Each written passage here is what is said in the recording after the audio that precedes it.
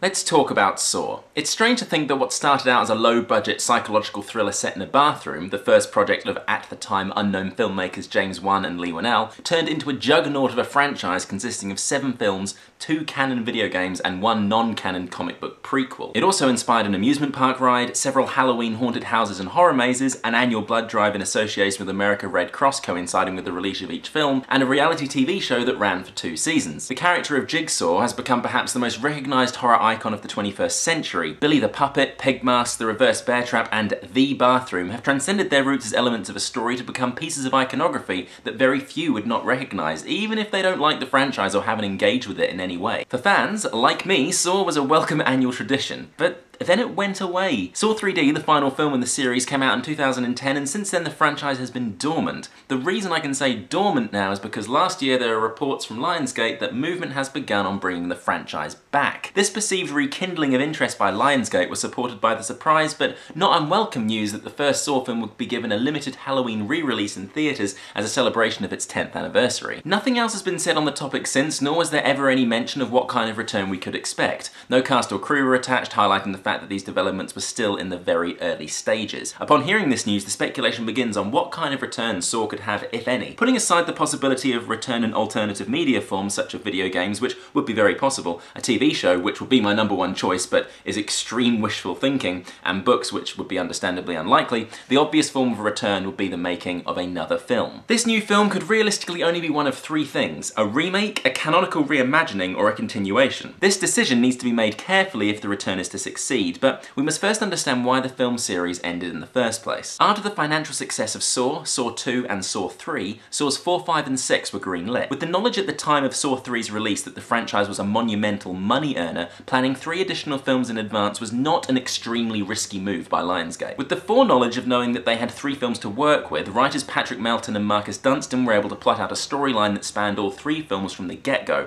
the complete inverse of Saw, Saw 2 and Saw 3, where each film was commissioned based on the success of the previous. Everything was fine and dandy for the release of Saw 4 and Saw 5, with substantial box office returns for both films. However, Saw 6, due to a combination of bad marketing, the simultaneous release of the first Paranormal Activity film, and one other reason I'll get to in a moment, was a box office disappointment. It still made money, but not at the levels the franchise was used to, despite being considered by fans to be one of the best entries in the series, and it being the most critically well received since the first. For the franchise, this was the singular moment where things started to unravel, but in hindsight, I believe the damage had been done a year earlier. The Saw box office returns reflect less the popularity of the new film and more so the popularity of the previous. Saw 5 was considered to be the weakest entry in the franchise at the time of its release and only of interest to the most devoted and tolerant Saw fan. While by no means can I make the next statement objectively, I imagine that this installment drove away a lot of the casual audience as well as viewers who were beginning to get disenchanted with the series. This fallout meant that fewer people than ever would be lining up to see Saw 6. This is where decent marketing might have saved the film's box office, but I'm guessing that Lionsgate presumed the film would market itself due to a perceived fan and public enthusiasm from the prior installments, not anticipating a drop-off in the audience numbers due to having released a poorer entry the prior year. Before the release of Saw 6, writers Patrick and Marcus had written most of the storyline for Saws 7 and 8, which would be the final 2 installments in the series, rumoured to be titled Saw Endgame Parts 1 and 2 respectively. With the well-oiled Saw production unit ready to start on Saw Endgame Part 1 soon after Saw 6's release, it was a surprise to hear reported that due to the poor returns of Saw 6, the next Saw film would be the last. The scripts for the final 2 films were to be combined into one, and it will be filmed in 3D, which is a decision I could spend an entire video talking about, so I won't go into that now. Thus, Saw 3D was born. Saw 3D had a troubled production, with director of Saw 5 David Hackle being forced off the project and director of Saw 6 Kevin Gruter being unwillingly forced onto it just days prior to the shoot. The specifics of what actually went down are still clouded in mystery, but it's obvious that the finished film was a product of obligation rather than love, and this difference is highlighted even more when contrasting Saw 3D with the prior 6 films. Released amidst misleading marketing with an unfocused script that had most of its best ideas cut, clearly due to higher up demands and not the wishes of the writers,